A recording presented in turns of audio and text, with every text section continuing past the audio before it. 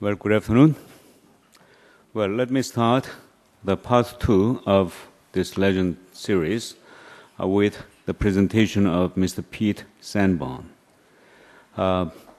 Sanborn is a leader in Hewitt's talent and organizational consulting practice with responsibility for Hewitt's global human resource effectiveness practice.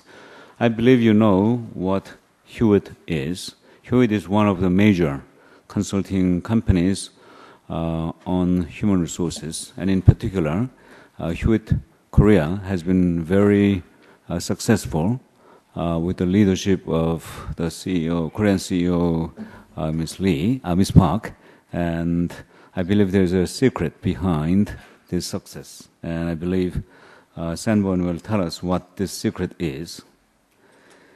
And indeed, some of Mr. Sanborn's clients include major companies such as Bayer, General Electric, MetLife, Novartis, Thomson, Philips Electric, and I'm sure that this list includes some of the major Korean companies as well.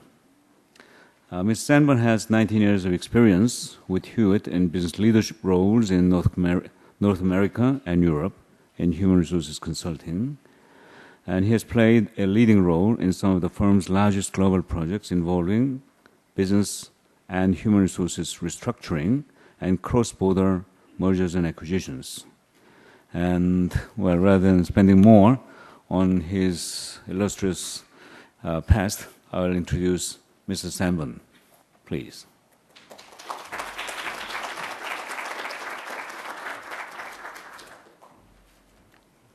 Thank you. I'm very happy to be here today. And to the question on Hewitt's success, so Hewitt as a consulting firm, all of our success is based on the talent of our people and making sure that we find people that are very smart, that we have actually an acronym we call SWAN, which is looking for people that are smart, work hard, ambitious, and nice. And the person that is very much responsible for our success in Korea and also to Asia is Ms. Chris Park. Chris, if you could stand up 1 minute. Chris is one of the senior leaders of Hewitt, and we were talking just earlier for some of the people that may have attended the session that we panel discussion that Chris led that I was part of. One of the key topics was how to be effective in developing and promoting women globally. And Chris obviously is our managing director for Korea. And we also have Smita Anand, who is the overall managing director for Asia. So two of the very most important roles we have in the firm, we have women who are in leadership roles there. So Chris, thank you. So the topic today is going to be, actually one other thing that I want to mention is I sometimes talk a bit fast. I get excited a bit about the topic and I can go quite fast. So Chris and others have been told that if I start talking too fast and the translator has a hard time keeping up with me, to please throw something at me because I'll recognize that as my clue.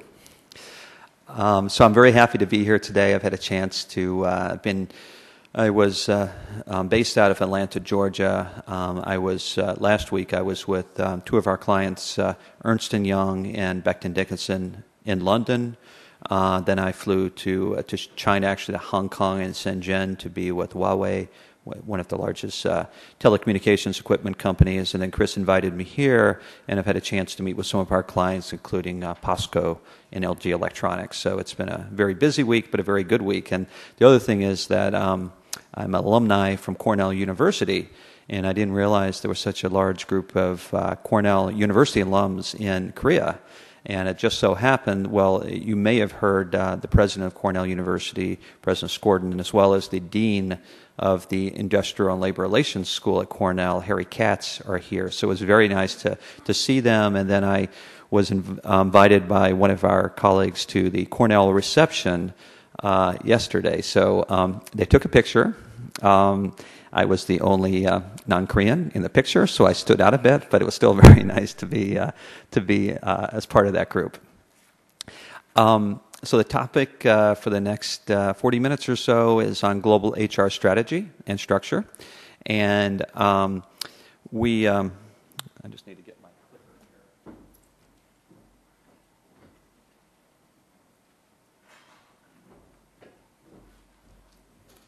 One of the first rules in presentations is make sure you have your clicker with you, and I left it at the table. So just a quick introduction for Hewitt Associates. We're the world's largest HR consulting and outsourcing firm with large presence throughout the world, Asia, Europe. I was based actually in Amsterdam for 4 years, leading our HR consulting practice in Europe, as well as grown up we started in the United States and have grown dramatically as human resources issues have become some of the most critical issues for businesses on a global basis. We work with many large multinational global companies, and our overall mission, which is interesting, is I think it's quite important, is obviously we like to make money, so any business likes to make money, but it's important to have a mission that's at a higher order than just making money. And our mission is that we believe it's important to help our clients make the world a better place to work.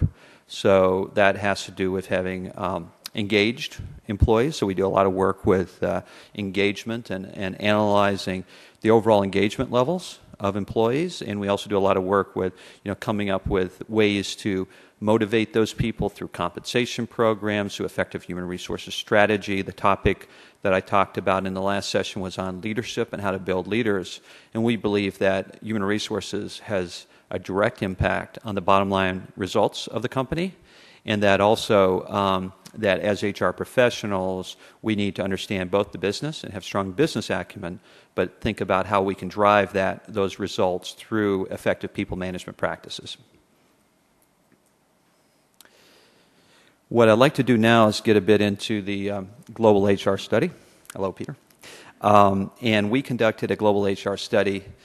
Peter and I actually worked a bit together with the world's largest retailer in Bentonville, Arkansas. So it's been about a year and a half since we were on that project. It's interesting. It was a company's Walmart, and it has 1.8 million people globally, so bigger than some countries. So it was quite an interesting project to work on. But anyway, so we sponsored a global HR study, and in that global HR study, we asked companies about some of the key challenges around globalization. And we asked, what does it mean to be a global HR organization? What do you need to do to support from a business? And we understand that being focused on global HR is a key issue as companies are moving from home country and a focus on their home country to become increasingly global. As we were talking with in the last couple of days with POSCO and with LG Electronics, we're increasing for LG Electronics, over half the revenue comes from outside of Korea. For POSCO, increasing percentage, and they look ahead a few years and they think that a majority of the revenue will also come from outside of Korea. So for companies in China, for companies in obviously North America, Western Europe, as well as Latin America, the globalization is a key issue. And we did this study that included 85 companies, and with those companies, they were coming from every region of the world, and for all of them, globalization was a key issue, and we did interviews as well as a survey of what some of the key issues were. And some of the things that we see is that building an HR organization and HR strategy is not about trying to globalize everything, but it's really about building a mix of things that really should be global and things where you really need to focus on the local understanding and have strong local knowledge. So we'll get into a little bit more detail on that, but that's important, that while there are things like talent management that you really do want to look to globalize, there's many things where you need to keep a very strong local understanding. The other thing is it's about building capabilities. It's not as much about structure. And Dave Ulrich talked about this in his presentation, that as you think about organization development, as you think about how HR supports the company, it's very much about building out capabilities and how can you effectively compete with companies globally in a way in which you have distinct advantages.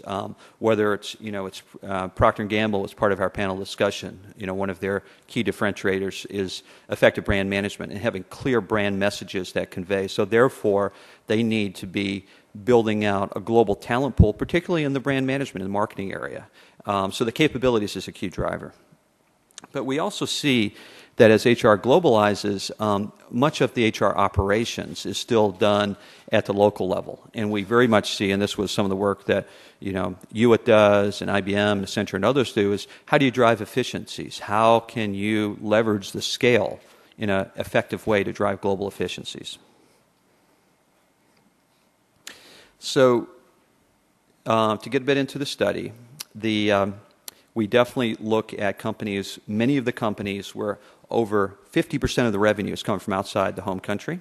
It's becoming increasingly complex and matrixed, where many of your companies, too, are running multiple businesses, and you need to think about what's unique as well as what's in common across those businesses. Many companies are looking at global sourcing. So are there some opportunities from both an efficiency as well as a capability perspective to take advantage of global talent pools, whether they're in Korea, whether they're in China, whether they're in India, whether they're in the Philippines, in Russia, and really understanding global talent and how to effectively manage that. So some key HR implications is that I think in talking to HR executives, they're being stretched. It's not easy managing globally, really building out global strategies and making sure there's proper implementation of that. They're also being asked to manage risk.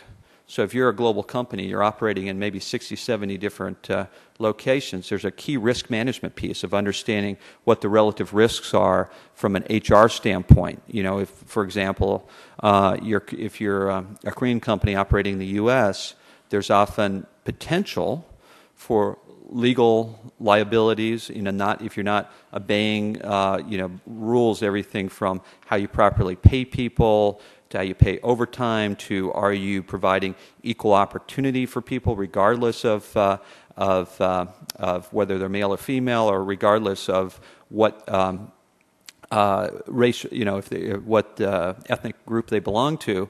If you're not following those rules, and someone could bring a lawsuit, which in some cases have amounted to millions of U.S. dollars. So part of HR's responsibility as well, is the global talent management, but also about risk management.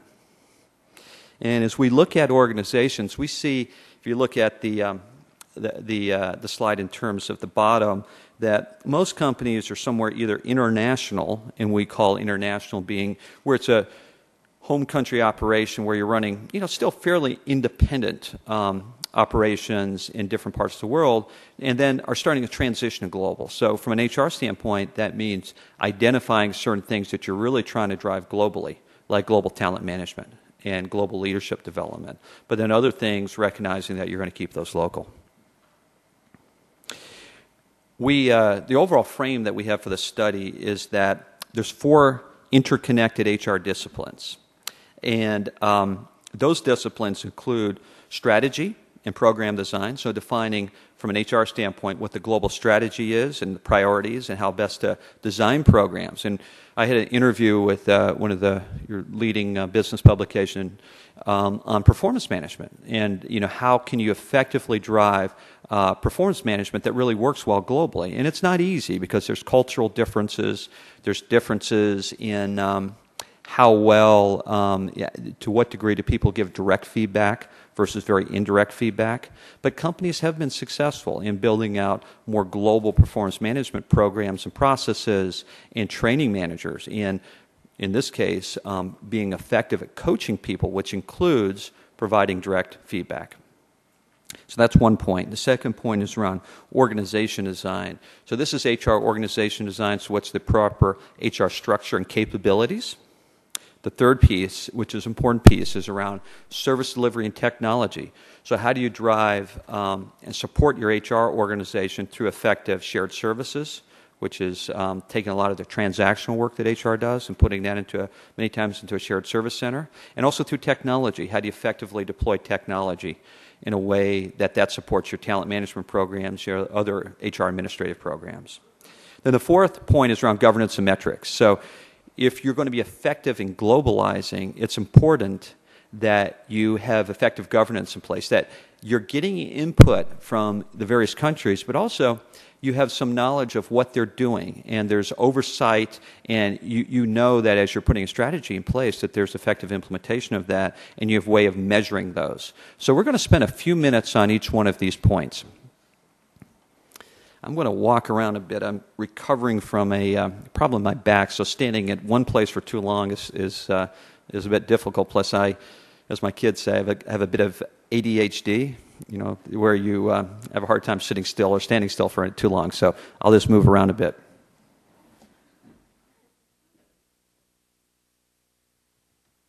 So if we look at the first point, which is around strategy and program design, what we see is that there's definitely some programs and strategies that really should be driven on a local level.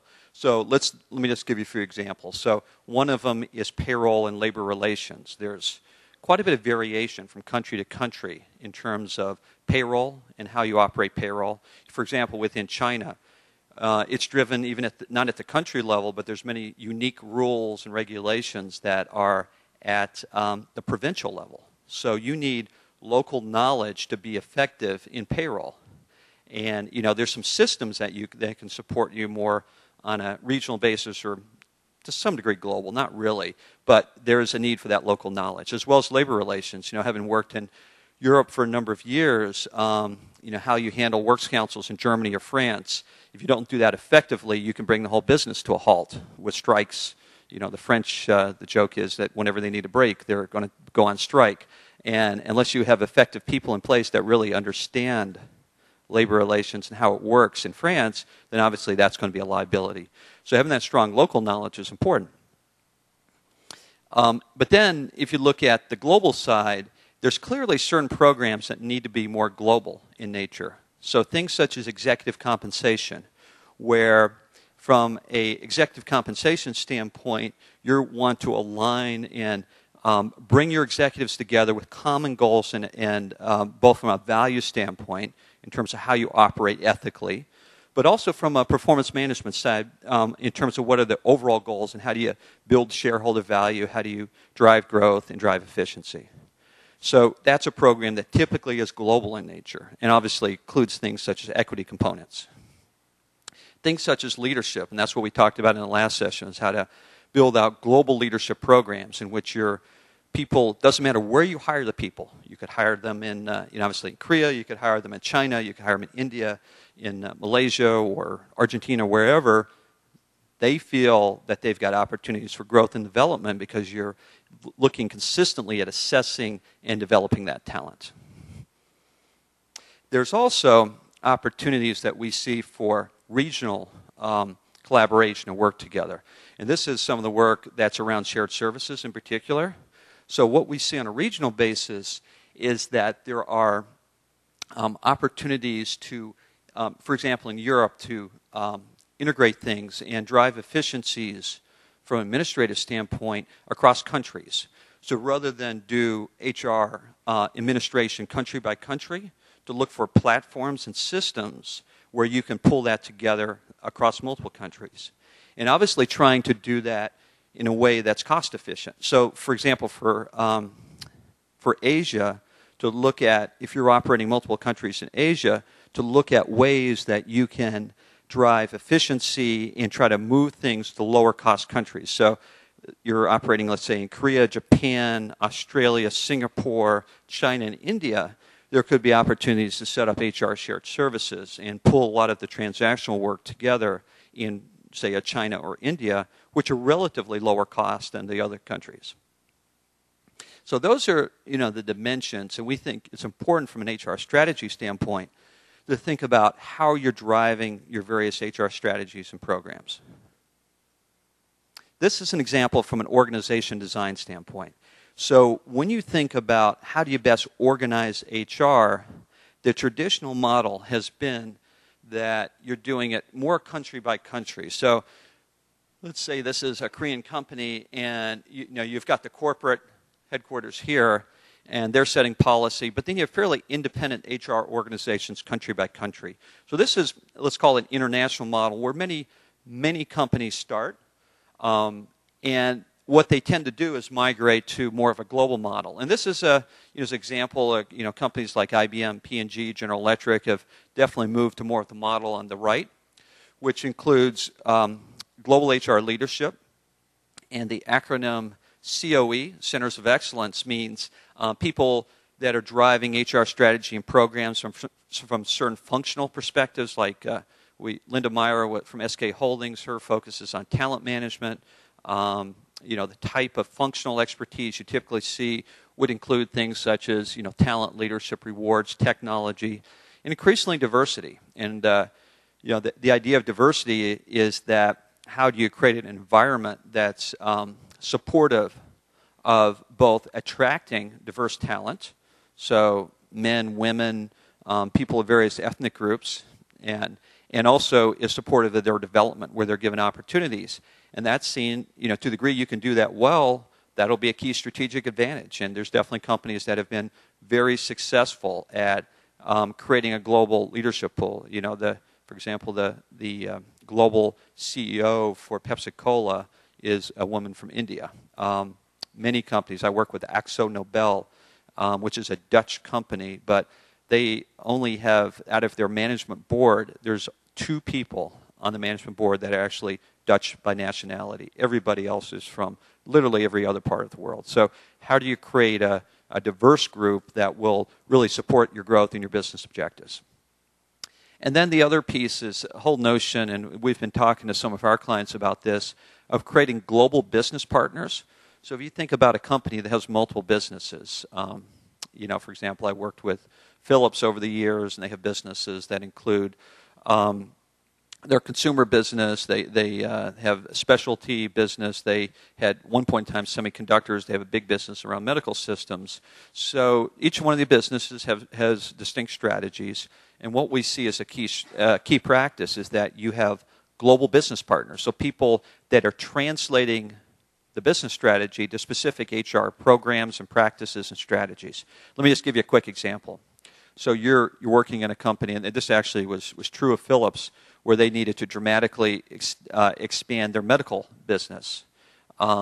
And they recognized they were competing against GE and Siemens, and their competitors were 2 to 3 times larger. So they recognized that what they needed to do was to make not just one acquisition, but a series of acquisitions. They actually made 6 acquisitions over the period of about 2.5 years, which tripled the size of their business. So huge acquisitions. This was part of their business strategy. So then the question is, what are the human resources implications for that? So there's a number. One is that HR has to be proficient at supporting the business in due diligence. So they did some training of their HR professionals in doing analysis of companies from a due diligence perspective. So analyzing what are the key risks, opportunities of making an acquisition. They purchased one of the Agilent HP companies. They went in and looked at everything from, are there risks in terms of labor relations? Are there risks in terms of pensions not being funded and benefit issues, as well as looking at what kind of management talent are we getting? So that's just one example. A second example, a second implication of that aggressive movement to expand through acquisitions that Philips had was they needed deeper bench strength and management talent.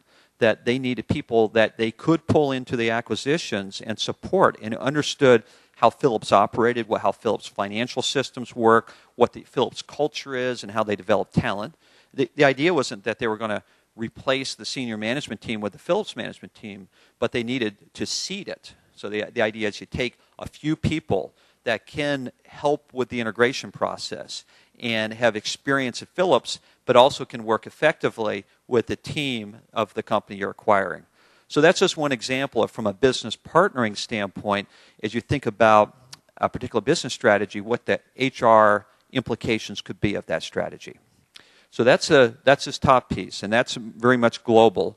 And then the next piece is really around shared services. So to think about what are the shared services that could be global. Many companies are operating global human resource management systems, whether it's SAP, Oracle, or PeopleSoft. What are some of the things that could be regional? And, we definitely see companies that have established hubs, shared service centers or hubs in different parts. For example, in Europe, typically, there's been experience we've had with Budapest, with Prague, with Krakow, in Poland, and different places where you can provide very high-quality services for different parts of Europe, still working through the data privacy issues in Europe, because those are important to understand. But rather than having more higher-priced talent, whether it's from the UK or whether it's from France or Germany, to create shared services in a Poland or Czech Republic or other place, they're also less likely to go on strike.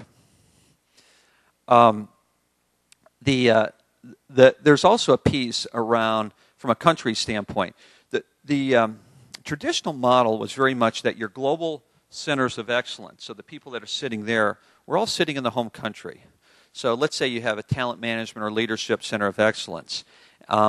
What they would all be sitting at your headquarters, whether it's in Seoul or Frankfurt or London, the people up top. But the new model is, yes, you need a few people in your home office because you need to stay connected to your leadership, but you really need to disperse that group into the various countries and regions. So we're working with a company called EMC, which is a large global technology company, and they very much have a model in which they believe that they need to locate, develop people that have expertise in talent management and diversity and so forth throughout the world. It's not just about sitting outside of Boston. It's about having the talent there that will identify trends no matter where they come from and help build very successful HR programs and strategies that support the business in multiple places. So a few other things, as we look at at some of the HR organization design implications, we definitely see that companies have got some clear priorities in terms of very much around talent management tends to be. So trying to build out more end-to-end talent management processes, trying to drive more self-service, that's a key thing that we see. And let me just give you a couple examples of self-service.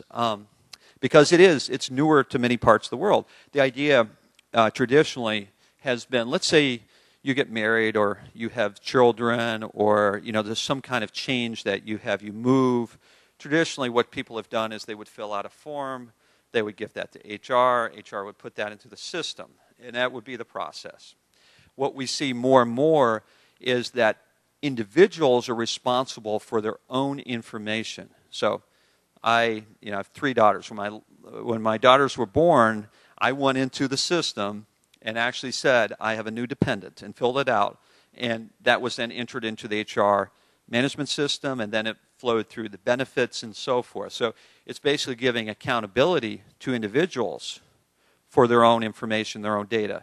Most people like that. Some people don't. They don't feel as comfortable with the technology. But we see that, by and large, if you have technology that supports it, that can be a much more efficient way of doing things. The second piece is around managerial self-service. So that is equipping managers with more information and tools to be able to make good people management decisions. And I'll give an example of that. As Siemens, for example, and there's many companies that do this, goes through and does salary planning in most parts of the world, not everywhere.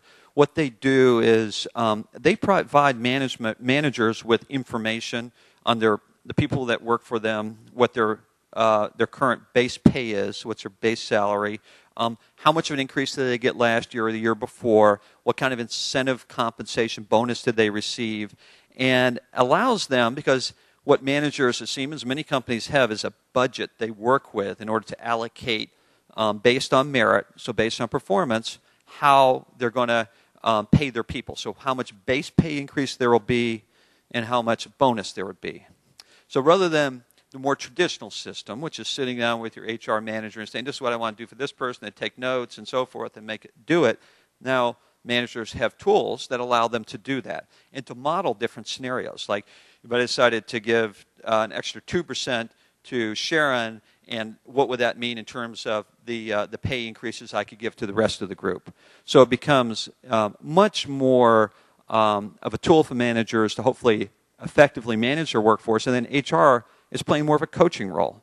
If you have a manager that is really has a hard time differentiating between performance, then HR plays the role of a coach and counselor versus the role of the administrator. So those are, what we see as some of the key trends in terms of the HR org design. I'd just like to hit on a couple of other points here. So probably the biggest issue, and this was very much echoed by Dave Ulrich's work. We work with him too for the top companies for leaders. But one of the most important issues from, and this is a global issue, from an HR being more effective and adding more value to the business is, yes, you need effective processes, you need effective technology, you need a structure that's going to work well, but most importantly, you need good capabilities as HR professionals. And what we see, and this was something I've been talking about with a few of our clients in Korea, we see tends to be kind of two groups of people. So some people that actually came from the business and have a very good understanding of the business. So they understand P&L, they understand various business functions. But what they lack are some of the HR skills around everything from how to effectively manage compensation rewards to organization design and development, change management, effective recruiting practices, selection techniques. So for that group, what's important is building out some of their HR capabilities. But then there's another group of people who are really good HR professionals, who have some good skills in the HR side, but really don't have the business understanding and the business acumen. So for that group, you've got to be building out understanding of P&Ls. You need to help them understand, because one of the common critiques that senior managers have of HR is, I'm an HR professional, I want money, I go to Peter and say, I think I've got a good idea, I'm going to put in a new performance management program and we're going to invest in diversity, and Peter's going to cost you about $2.5 million. And Peter says to me, Pete, maybe it's a good idea, but my head of R&D is also asking me for $2.5 million to invest in R&D and innovation. Why should I choose your idea versus his idea? And I say back to Peter, because I know what I'm doing, you like me, we've been friends for a long time, and that's usually not the right answer. It's really about building out the business case. It's about being able to identify in very quantifiable terms. For example, if we are able to implement a better performance management system, we're going to be able to do a better job of retaining our top performers. Right now, we're losing this is an example, we're losing a high percentage of our top performers. And as we do exit interviews, we find out that the reason they're leaving is because they don't feel that they're given opportunities for advancement quickly, and they also don't feel that we're differentiating in terms of pay. So if I'm able to kind of frame this in business terms, why I want Peter to spend $2.5 million on these programs, or 2.5 million yuan, or that's not quite as much, I know, but whatever the currency is, I need to express that in business terms. And that's a key challenge for HR professionals, is to build a very business-oriented case.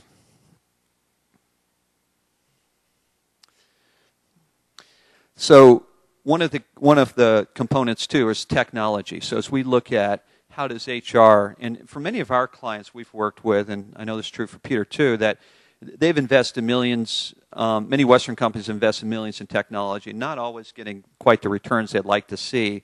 And what we're seeing, so as many of our Asian clients are coming along, they're trying to move quicker, because for many Western companies, building out technology took 6-10 years and costs a lot of money. And what we see now as a key trend is that Asian companies, and this is around emerging markets, whether it's Brazil or Russia or some of the fast-growing markets in Asia, are looking to short-circuit that, so that the expression just to move much quicker than the Western companies have. And with some of the key components of that are adopting more standard practices and processes, so not having as much customization of software and more configuration, choosing what works best and implementing that.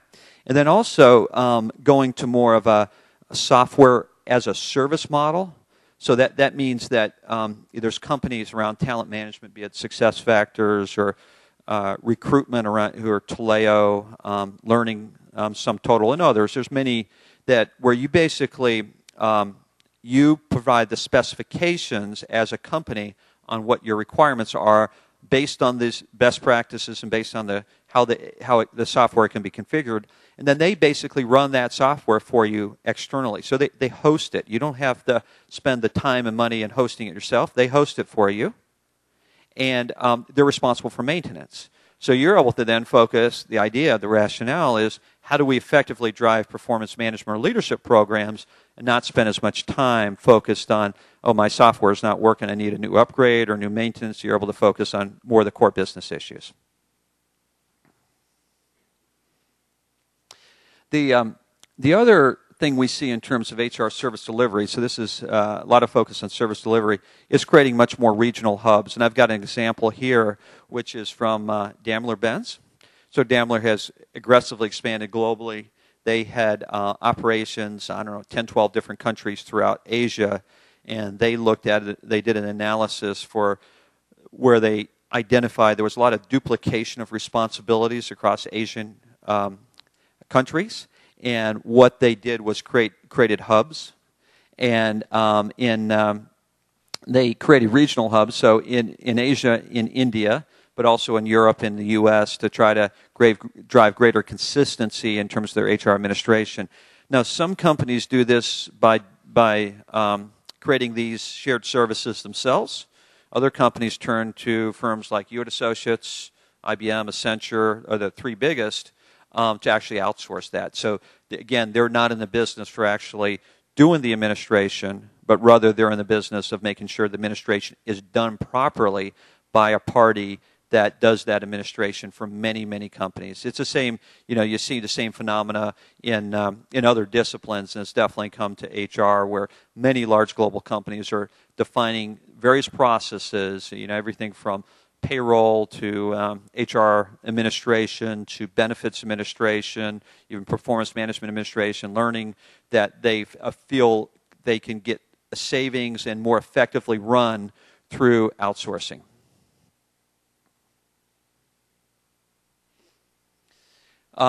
Like to talk, one slide on governance and metrics. We could spend a lot of time on this, but just around, one of the questions we often get is, what are some of the emerging metrics? So what are some of the metrics that are that we see as particularly interesting that are more connected to business results? So I've been in human resources about 25 years, and when I first started in consulting, one of the things that we helped our clients do is build out HR balance scorecards. And I hate to tell you this, but I had one client where we actually designed an HR balance scorecard with 250 different measures. So it was just way too cumbersome. There were too many measures. None of them were really focused on because they couldn't make sense of it. It was just, it had a good intention, but there was too much. So the focus now is identifying a few select measures that really do have an impact on business performance, where you can make a connection between the human capital component and the business performance. I just want to give you a few examples. Like one of them is new hire 90-day separation rate. So a lot of companies focus quite a bit on hiring, but they find that they're not doing a good job in assessing talent and finding people that would be good to work there, because they're having so many people leave early on, even within 90 days. So obviously that's a cost to the business, which means you need to do a better job at your assessment and selection.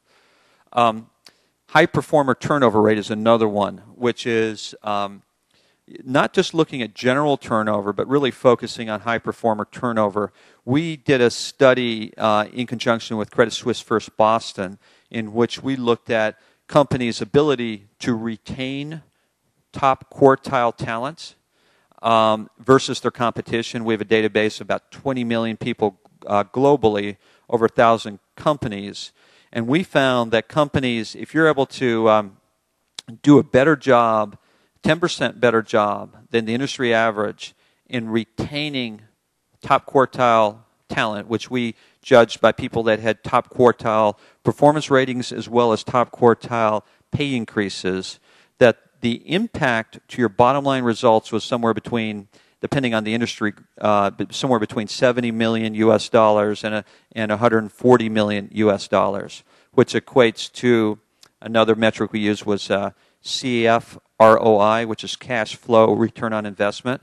And we found that if you even just do a 10% better job than your competitors at keeping that top quartile talent, that there would be slightly less than 1% improvement in cash flow return on investment just for that. So it was a causal relationship where there was a direct line between that human capital metric of doing a better job of retaining top quartile talent and the business metric of CF, cash flow return on investment.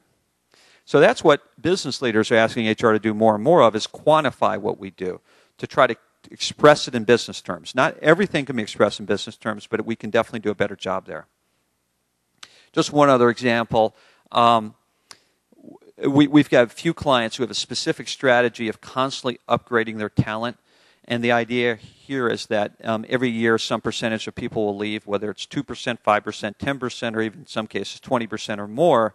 But are you doing a better job of hiring, as you're bringing new people in, are you doing a good job of upgrading your talent pool? So by measuring and looking at performance evaluations and performance rankings of new talent within the first year, is that better on average than the people who are leaving? So, all things that make a lot of sense from a business standpoint, and you can really quantify and put in business terms. So the last slide I have, it's just, what are some questions you should ask? So what are some of the things that you should focus on as you're building out your global HR strategy and structure? So that includes things such as your strategy and program design. What are your top human capital priorities? How will you address these priorities? How can you make sure that you're globally aligned and taking advantage of your global scale? From an organization design, both what is the cost of your HR organization globally? How can you drive efficiencies? And also, just as important, do you have the capabilities in your HR group to really support your business growth in the globalization? Service delivery and technology we talked about. How can you drive efficiencies, particularly through technology and shared services? And then governance and metrics. Is HR playing a role of really supporting corporate social responsibility, making sure that you're doing a good job of assessing and understanding risks? And do you understand and do you communicate effectively to your business leaders what are the key metrics, the key measures from a human capital, human resources standpoint that you're going to track and that will help you improve overall business results? So that's the overall presentation. So I think we're, at this point, going to take a few questions. Well, thank you, Mr. Sanborn. While the floor is preparing real questions, let me ask you a very simple question. That is, among the 4 components in your circular diagram, there are 4 components. And I just counted the number of pages that you allocated to each of them. In the first one, on strategy, you allocated 1 page. On organization, 3 pages. On service delivery, 2 pages. And the last, governance, 1 page. Does it indicate the order of importance among these 4? Thank you for the question. No, I don't think it does. It was, right. We have a full report, and I don't want to do advertising, but if you go to hewitt.com, there will be equal representation for each one of the 4 components. And we believe it's about working each one of those effectively. Obviously for each company, some companies have been pretty good at creating global HR strategies and program design, but what they're really missing are some of the capabilities needed to actually deliver, or they're missing technology to be more effective in managing the HR program. So it does differ. As we go in and talk to our clients, we're going to focus on the areas that where they think there's the biggest gaps. Actually, my real question was, which one among the 4 would be more important? And you seem to be saying equal importance, but usually when the students say, I said that this is not the right one, but the right one is, it depends on circumstances, right? So in what circumstances, which one is more important? Okay, so there are some similarities between being a professor in a university and a consultant. Of course. So I think that if I look at, let me just take maybe Korean companies, and Sure. I can't say I have extensive experience. I've worked with a few Korean companies over the years. I've actually worked with LG when Philips, when they were doing joint ventures with Philips. So some experience, but by no means an expert. What I would say is important for Korean companies is really, by and large, is the first piece, which is really thinking through your strategy and how you drive particularly talent management programs on a global basis, because there's a very strong affinity to some of the leading global companies within Korea, be it Samsung, be it LG, be it POSCO, be it SK, a number of companies. Very, very strong brand within Korea. But what I think your challenge, and it's true more for the people that are working for these more global companies, is how do you take that brand and create that strong affinity to the organization outside your home country? Because as you globalize, it'll become increasingly important that you're seen as a company that is attractive to work for, whether you're sitting in the Netherlands, the Philippines, Argentina, wherever. And unless you're effective with the global HR strategy and thinking about global talent management programs in particular, I think that will be a competitive disadvantage to Korean companies. Well, thank you very much. Any questions or comments from the floor? Yes, please. Would you please tell us your name and your affiliation? I'm Yong-tae Yes. Bang at Page University. I think there are three phases or types of global HR strategy. The first one is ethnocentric one, which focuses on sending specialists to the overseas branches. And the second one is polycentric, which promotes the locals to the top positions at each local branches. And the ultimate type may be the geocentric, which is the globalization of the human resources at the headquarters. And now it's broadcasted that LG, one of the top Korean business group, is experimenting that kind of strategy. So do you mind showing us any case companies that succeeded in attaining that kind of strategy in terms of how they were able to overcome the political conflict or struggle while carrying out the globalization of HR at the top positions of headquarters? Yeah, no, a very good question. And one of the things that we'd like to mention is that it won't happen within a month or even within a year. It's an evolutionary process for all the companies that are really operating globally. So I lived in Amsterdam for 4 years, and I worked quite extensively with Philips and also Akzo Nobel. And they were historically very, very Dutch companies. Philips was headquartered in the south of the Netherlands in a small town called Eindhoven. And they had actually historically, didn't even have most of the people spoke Dutch, and some people spoke English, but they recognized that in order for them to really grow and develop into a global brand, that they needed to, one was they moved from Eindhoven to Amsterdam, and the second point was that they really recognized that they needed to build out a much more global talent pool. And they had historically, I'd say, and they would say this too, a very, very tight network of people at the senior management level that had gone to the same schools, that many times the families knew their families and were very, very networked. And when they brought in executives, be it from other parts of the world, whether it's the U.S. or Scandinavia or other areas, those people were feeling that they were, even though we're brought into senior management roles, they felt that they were excluded from the conversations and the networking. So they made some very explicit, Kleisterly, who's one of their prior CEOs, recognized that issue and really reached out and talked to his team that we've got to, number one, use English in all the meetings so that people don't feel excluded, and we've got to stop making decisions over coffee. Was the way they typically made decisions. And we have to start making decisions in a much more participative way where we're openly discussing the issues at the table with everybody's involvement and then reach an agreement to those decisions and how we implement it.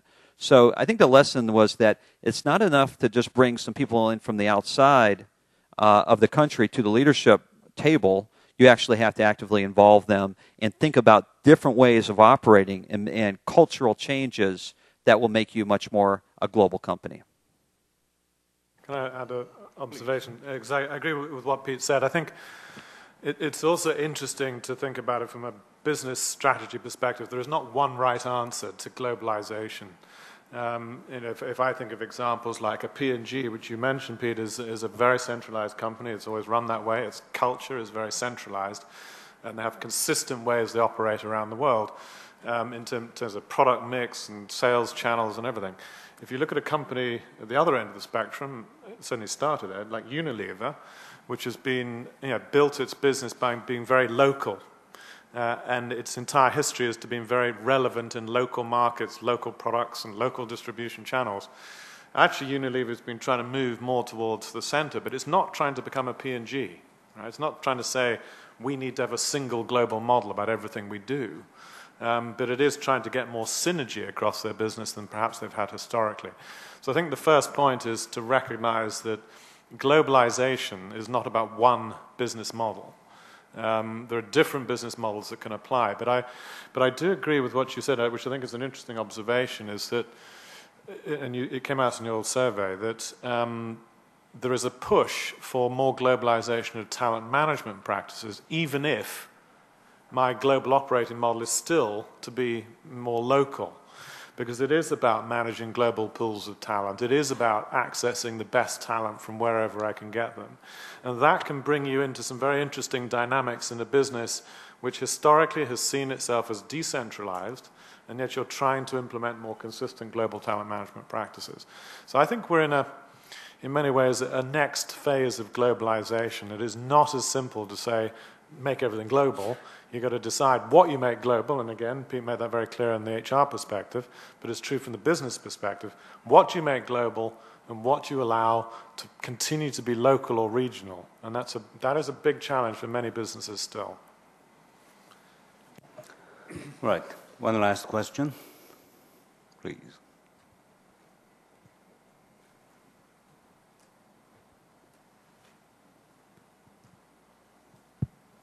Thank you very much. It was very informative. Your name, please. I'm Bang Myung-sik from Caris, Korea. I have a question.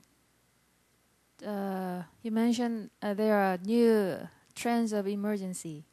You point out 5, and I'd like to know the concept of development activities. You said there's increase in participation rate in development activities. I'd like to know then what is the opposite concept of development activities. The second question, there is also high rates of high performance living the company. What would be the good strategy to retain those high performers, and what would be the way to decrease the low performance from the organizations? Thank you very much.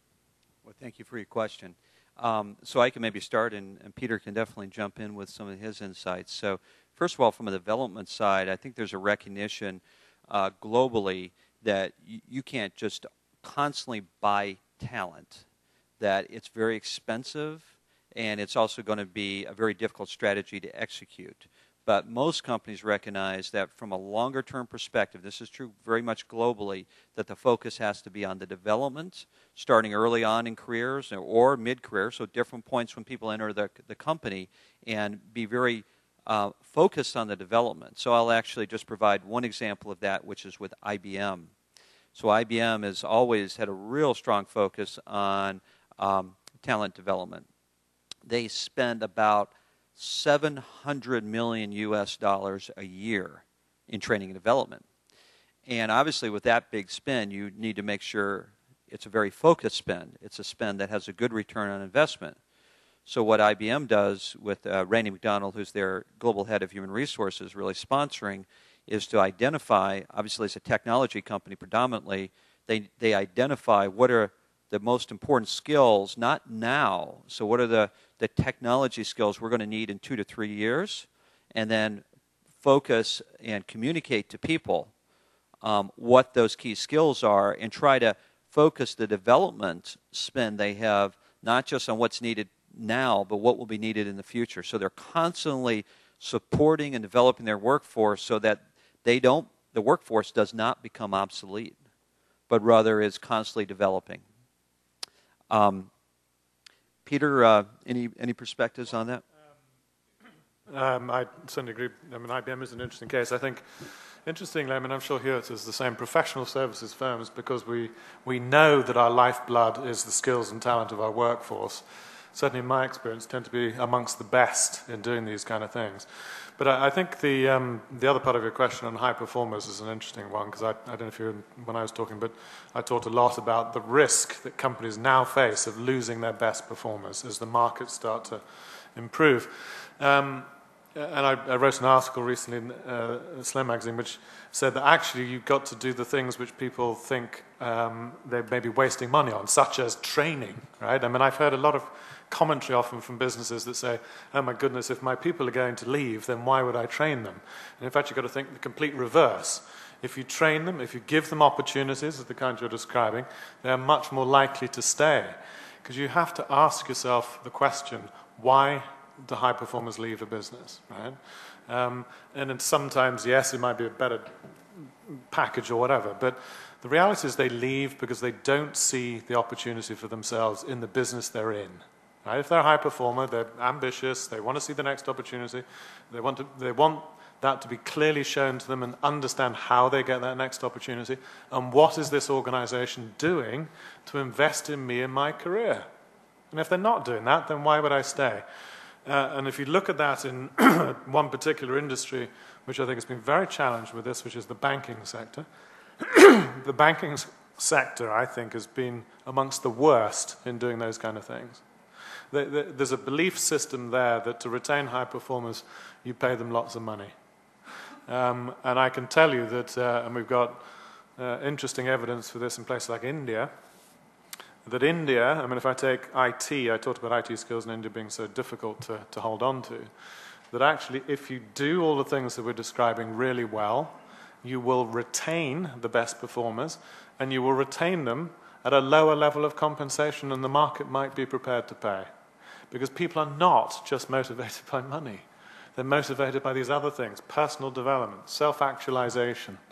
And therefore, retention of high performers is really about good talent management practices. Understanding people, understanding what they want, helping them to achieve what they want to achieve in the business, and giving them good bosses to work for. Because the final point I would make is, one of my favorite sayings is, people join organizations and they leave bosses. So we've got to be better at training our bosses, which is a point I made before, and how they develop their people. Otherwise, that's one of the first reasons people leave, is bad bosses. Well, thank you very much, Mr. Peter Cheese and Pete Sambon. Well, now the final moment has come to this session, and the presentations of these two gentlemen remind me of what I have been learning in the last 40 years in the field of management. When I was an undergraduate student in Korea in the 1960s, the translation of 인사관리, the human resources, was not human resources management, but personnel management in the 60s. And then when I was doing my doctoral study in the 1970s, the word personnel and human resources coexisted. And then in the 1980s, the word personnel was out, and human resources was a kind of a representative norm. In the 1990s, a new concept or new words, human capital management, entered. And now in the 21st century, we are talking about, freely, we are talking about talent strategy. Not talent management, but talent strategy. I think I heard of talent actually from China in 2003 when the Chinese party leader declared the time has come for China to think of talent strategy in 2003. Probably the most unthinkable place in talent, but indeed that was what China was about 6 years ago. Now talent has become commonplace, and I wonder what word will replace talent in the next decade. I'm sure there will be some. I think that prediction is one of the topics that we will have to talk about. And today, we have been learning a lot from the great practitioners in the name of Pete and Peter. And I'm sure that all of you have learned a lot. But one thing I would like to add is, indeed, the best practices can be found not only in the United States or Europe or Japan or other places, but actually in Korea. You will be pleasantly surprised to see that in some Korean companies, the average education hours per person per year exceeds 300 hours, which means, assuming that 1,800 hours are being spent by an average worker, 300 hours mean 1/6 or 17% of the working time are being allocated for education and training, which will be probably world's number one. But then I found some companies that even go further to 360 hours. Have you heard of that? That's very rarely. Very rarely, isn't it? So this is what Korea is and what Korean companies are. Although Korea has yet to catch up with the leaders in the world, but Korean companies, Korean managers are very quick in adopting new practices, the best practices. So please watch out. Korea is going up. Thank you very much.